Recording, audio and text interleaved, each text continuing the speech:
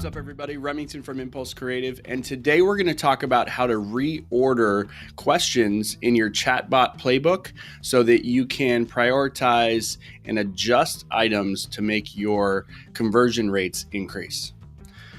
So when you jump into Drift, you can jump into the new Leadbot 2.0 features, which should automatically be in your portal. And you may be going through and looking at your playbooks and realizing that they might need to be spruced up a little bit now that you see them in this visual way. The next step that you need to do is kind of go in and assess if you need to ask some more questions, or maybe you just need to reorder the questions that you currently have.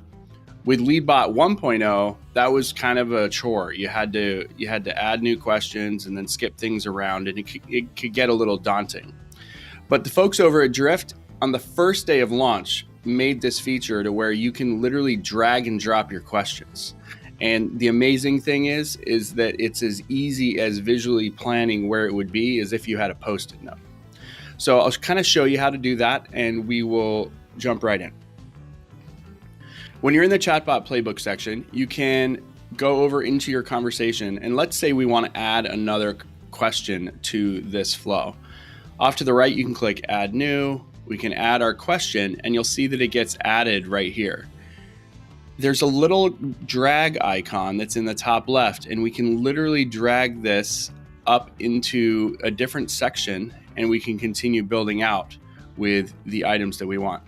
You can add multiples, you could change the order of the existing, but at the end of the day, it allows for you to have a lot more control over making the conversation natural.